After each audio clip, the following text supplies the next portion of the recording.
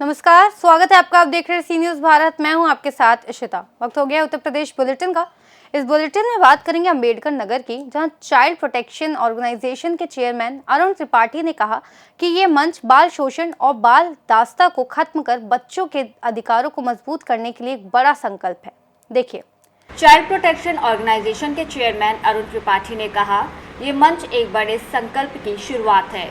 इसका गठन साझा संकल्प, सपनों और विचारों को पूरा करने के उद्देश्य से किया गया है।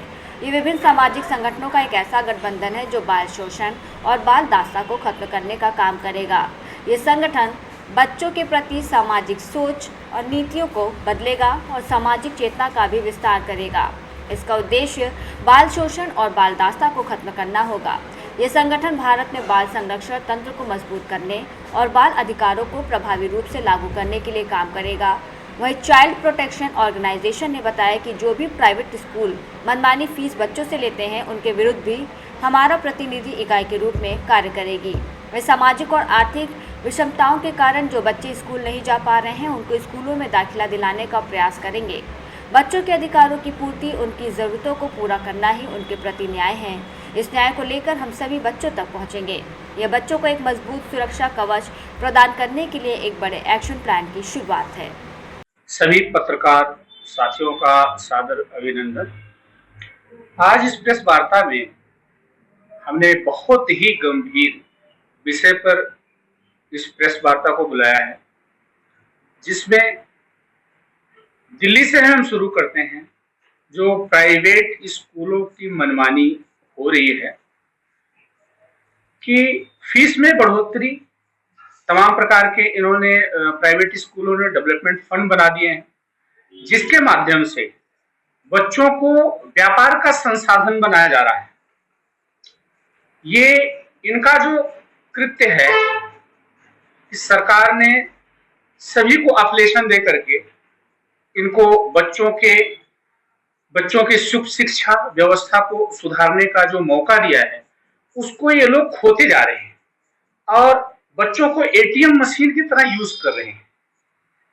उसी प्राइवेट स्कूल में बढ़ती हुई फीस, किसी के 5,000 फीस है, किसी के 4,000 है, किसी के 8,000 है, किसी के 12,000 है, किसी के 20,000 फीस है।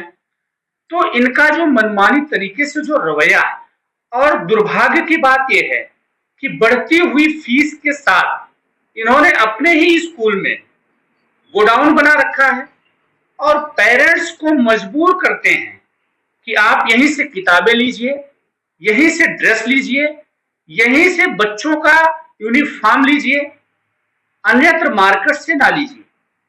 और दूसरी चीज, एनसीईआरटी के जो बुक्स हैं, सरकारी स्कूलों की तुलना करें, जो राइट टू एजुकेशन के तहत जो भारत में पैदा हुए सभी बच्चों को राइट टू एजुकेशन, समानता का शिक्षा का अधिकार है। तो जो सरकारी स्कूल हैं, उनकी बुक्स शायद ये हर वर्ष चेंज नहीं होती है, लेकिन प्राइवेट स्कूलों की जो बुक्स है वो प्रतिवर्ष चेंज हो जाती है। दूसरी बात यह है कि इन्होंने ऐसे संसाधन का निर्माण किया है स्कूल में, ऐसे बिजनेस को जन्म दिया है जो कि पूरे भारत में बढ़ता जा रहा है। हम दिल्ली से शुरुआत करते हैं कि दिल्ली में हमारे लोगों ने सर्वे भी किया है कि इन्होंने काफी हद तक व्यापार का संसाधन बनाया हुआ है और काफी मात्रा में ये लोग इन चीजों को कर रहे हैं। पहली बात तो प्राइवेट स्कूल ये समझ लें कि बच्चे प्रकृति का एक अनुपम कृत है। ये व्यापार का संसाधन नहीं है, दबाव का केंद्र नहीं है। यहाँ पर भारत के जो अनुपम कृत हैं, जो बच्चे हैं, भारत का जो भविष्य है, उनके मानसिकता का विकास करने के लिए स्कूलों में पेरेंट्स बच्चों को भेजते हैं, उनकी मानसिकता को प्रदूषित करने के लिए नहीं भेजते हैं। जैसा कि बच्चों के ऊपर भी दबाव दिया जाता है कि आप मार्केट से आप कोई भी चीज पहनकर नहीं आएंगे, स्कूल का ही ड्रेस उसी स्कूल से परचेज करेगी। अगर मान लो किसी बच्चे से कह दिया जाता है कि आपके माता पिता ने फीस नहीं जमा किया है और आप परीक्षा से वंचित कर दिए जाएंगे, तो बच्चों का मन बहुत कोमल होता है और वो विरोधाभास की तरफ बढ़ने लगता है। तो कोई बच्चा नशेखोरी की तरफ चला जाता है, कोई बच्चा किसी और प्रवृत्तियों में चला जाता है। ऐसे बच्चे शिक्षा व्यवस्था से भागने लगते हैं। सरकार से मैं अपील करता हूं कि ऐसे पूरे भारत में ऐसे स्कूलों में, चाहे सरकारी हो या प्राइवेट हो, उनमें काउंसलिंग की व्यवस्था होनी चाहिए। बच्चे और पेरेंट्स में, बच्चे और टीचर्स में, स्कूल प्रबंधन के बीच में एक सरकार की काउंसलिंग की व्यवस्था होनी चाहिए, जिसके अभाव में मुझे लगता है कि हमारे जो भविष्य है, भारत के जो भविष्य है नौनिहाल, वो संभवतः कहीं और दुष्प्रवृत्तियों में ना चले जाएं। शिक्षा व्यवस्था से बहुत सारे बच्चे भाग रहे हैं, तो बढ़ती हुई फीस की वजह से हमारे जो अपने नौनिहाल हैं वो काफी हद तक, काफी बच्चे हमने बात भी किया स्कूलों में जाकर के, वो शिक्षा व्यवस्था से भाग रहे हैं और भारत के लिए ये बहुत बड़ा खतरा साबित हो सकता है कि हमारे बच्चे राइट टू एजुकेशन के तहत, जो एजुकेशन में समानता का अधिकार है, उनको नहीं मिल पा रहा है, पूर्ण रूप से नहीं मिल पा रहा है। अगर सरकारी स्कूलों में 50 रुपए फीस है और प्राइवेट में 5,000, 10,000 है, तो समानता का अधिकार कहां हुआ? अम्बेडकर नगर से सी न्यूज संवाददाता अजय कुमार उपाध्याय की रिपोर्ट। गोंडा में मारवाड़ी युवा मंच देवी पाटन महिला शाखा ने गणगौर महोत्सव धूमधाम से मनाया, जिसमें पूजा अर्चना, सांस्कृतिक कार्यक्रम और आकर्षक गेम्स का आयोजन किया गया। देखिए। गोंडा में सोमवार को रानी बाजार स्थित श्री राम जानकी मारवाड़ी धर्मशाला में मारवाड़ी युवा मंच देवी पाटन महिला शाखा द्वारा धूमधाम से गणगौर महोत्सव मनाया गया। कार्यक्रम की शुरुआत महिला मंडल की प्रांतीय उपाध्यक्ष नीलम जैन, शाखा अध्यक्ष नीतू गर्ग और सविता गोयल द्वारा दीप प्रज्वलन से हुई। इसमें नवविवाहित महिलाएं और समाज की महिलाएं गणगौर माता जी के भोग अर्पित कर पूजन पाठ में भाग लिया और अपने पति की लंबी उम्र की कामना की। इस अवसर पर नृत्य प्रदर्शन, 1 मिनट शो, सरप्राइज प्रश्नोत्तरी और हाउसी गेम जैसे आकर्षक कार्यक्रम आयोजित किए गए। वहीं मंदिर परिसर में साड़ी, सूट, कपड़े, गेम्स, चूड़ियां और स्वादिष्ट व्यंजनों के स्टॉल भी लगाए गए। वहीं कार्यक्रम का संचालन नीलम जैन, सविता गोयल और नीतू गर्ग ने किया, जिसमें मारवाड़ी युवा मंच के प्रांतीय पदाधिकारी और समाज की कई महिलाएं और बच्चे शामिल हुए। गोंडा से सी न्यूज संवाददाता राजेश कुमार जायसवाल की रिपोर्ट। आगे बात करेंगे कन्नौज की, जहां दबंगों ने खेत जोत रहे किसान पर लाठी डंडों और ईंट पत्थरों से हमला कर दिया। बाद में घर पर भी हमला किया। वीडियो सोशल मीडिया पर वायरल हो गया। देखिए। पहले दबंगों ने खेत जोत रहे किसान पर लाठी डंडों और ईंट पत्थरों से हमला किया और इसके बाद जब किसान अपनी जान बचाने के लिए अपने घर में घुस गया, दबंगों ने घर पर भी ईंट पथराव कर दिया, जिसका वीडियो सोशल मीडिया पर तेजी से वायरल हो रहा है। बता दें, पहले दबंगों ने घर से जाने वाले रास्ते को ट्रैक्टर और बांस बल्ली लगाकर किया था बंद, जिसको लेकर पीड़ित मुख्यमंत्री से लेकर कई जगह गुहार लगा चुका था, जिसका एसडीएम कोर्ट में मुकदमा एसडीएम की तरफ से कर दिया गया था, मगर पीड़ित को कोई भी न्याय नहीं मिला। दबंग पीड़ित से समझौता करने को लेकर दबाव बनाने के लिए पीड़ित को नहीं जोतने दे रहे थे खेत। और पीड़ित जब अपना करीब 1 हफ्ते पहले खेत में उल्ला डाल चुका था, वहीं पीड़ित ने सौरिक थाने में शिकायत दर्ज कराई थी। शिकायत के बाद पुलिस ने खेत जोतने के लिए बोल दिया था। उसके बावजूद भी दबंगों ने लाठी डंडे और ईंट पथराव का हमला किया। मामला सौरिक थाना क्षेत्र के ग्राम के राना का है। हम गिरीश चंद्र यादव, ग्राम के राना, थाना सौरिक। क्या समस्या है आपकी?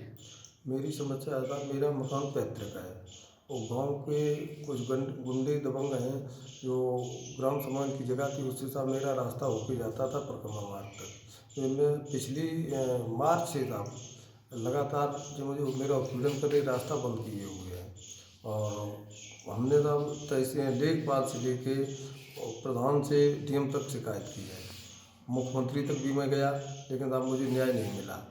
1 वर्ष हो गई भटकते भटकते और गुंडई दबंगई थे, तब मेरा खेत भी नहीं जुतने दे रहे हैं और मेरा बहुत उत्पीड़न कर रहे, मुझे कोई न्याय नहीं मिल रहा है। कौन है ये लोग? गांव के ही लोग हैं, यादव बिरादरी के हैं और संख्या में बहुत अधिक हैं और उन पर पुराने इनके परिवार पे आपराधिक केस भी हैं और उसी की वजह से मैं माता पिता की इकलौती संतान हूँ।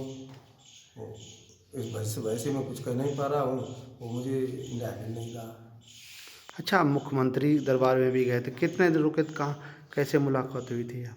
मुख्यमंत्री से साहब मैं गोरखपुर, पहले मैं लखनऊ गया, लखनऊ मुख्यमंत्री जी नहीं मिले तो मैं गोरखपुर चला गया। तो गोरखपुर मुख्यमंत्री जी से मेरी बात हुई, मुलाकात हुई, उन्होंने आदेश किया तो एसडीएम साहब जी ने उस पर रिपोर्ट लगा के भेज दी कि मामला न्यायालय में विचाराधीन है और तब तक अग्रिम कोई कार्रवाई नहीं की जा सकती है। मामला क्या था वैसे, असल में क्या था? जो एसडीएम साहब से ही मुकदमा है साहब और फिर भी साहब ने मुझे न्याय नहीं मिल रहा है। अच्छा, एसडीएम साहब से आप मिले? एसडीएम साहब से मैं कई बार मिला, एडीएम साहब से कई बार मिला, एसडीएम साहब से भी मतलब लगभग साहब 20वीं बार मैं मिला, फिर भी मुझे कोई न्याय नहीं मिला। क्या मांग क्या है आपकी? मेरी मांग थी साहब मेरे मकान तक रास्ता आ जाए, जो मैं आ जा सकूं अपने मकान तक, और मेरे मकान तक कोई रास्ता नहीं है और जिसमें लेखपाल और पुलिस भी आख्या दे रही है कि कोई मकान नहीं है और फिर भी साहब पुलिस 2 बार खुलवा भी चुकी है साहब, पुलिस और राजस्व टीम आके 2 बार रास्ता खुलवा चुकी है, इसके बावजूद भी लोग कब्जा कर लेते हैं। ये लोग कब से कब्जा करे हुए हैं? जी साहब पुलिस ने 2 बार खुलवाया है, तारीख तो मैं क्लियर नहीं बता सकता हूँ साहब। पुलिस में 2 बार राजस्व टीम आई और राजस्व टीम के साथ पुलिस बल से रास्ता खुलवाया गया और जैसे ही पुलिस बल यहाँ से गया तो इसके बाद उन्होंने दोबारा फिर कब्जा कर लिया। फिर भी ये कब्जे कितने दिनों से करे हुए हैं? ये लगभग साहब 5-6 महीने हुए था, बिल्कुल बंद कर दिया है। पहले इन्होंने मोटी मोटी लकड़ी इत्यादि डाल के कांटे आंटे लगा के बंद किया था, फिर वो प्यार की टटिया बना के लगाई थी और कोई उत्पीड़न नहीं। पिछली वर्ष मई जून की गर्मी में मेरी मम्मी थी दरवाजे रही, 2 भैंसियाँ था मेरी बच्चा डाली और अभी भी इतनी गर्मी पड़ रही, मेरी भैंसियाँ कहाँ में बुलाती हैं साहब, मैं पशुपालक हूँ। अच्छा, आप फिर निकलते कैसे हैं, फिर कहाँ से जाते? जी रास्ता बंद है, कैसे आप जाते हैं घर से बाहर? आप ऐसे नहीं साहब, जो पड़ोसी की बरामदे से होके जाता हूँ और आप मेरे दरवाजे गोबर भी, मवेशी का गोबर भी वहीं डालते हैं, कोई निकलने की रास्ता नहीं, पैदल तो पड़ोसी के दरवाजे से निकल जाता हूँ, लेकिन गोबर लेके वो नहीं निकलने देते अपने दरवाजे से, गोबर भी दरवाजे ही डालना पड़ता है साहब। मेरी जान माल का भी खतरा है साहब, मुझे या मेरे बच्चों को, परिवार के किसी भी सदस्य को ये कभी भी कुछ भी क्षत पहुंचा सकते हैं, या गुंडे और दबंग किस्म के लोग हैं और हमारा अब यह निवेदन है कि हमें अब न्याय मिल जाए, मेरे मकान तक रास्ता आ जाए, मेरा खेत बोने दिया जाए, मेरा खेत नहीं बोने दे रहे हैं, बस यही चाहते साहब, मुझे न्याय मिल जाए, मेरा रास्ता खुल जाए। कन्नौज से सी न्यूज़ संवाददाता महेश गौर की रिपोर्ट। इस बुलेटिन में फिलहाल इतना ही। देश और दुनिया की तमाम बड़ी जानकारियों के लिए देखते रहिए सी न्यूज़ भारत।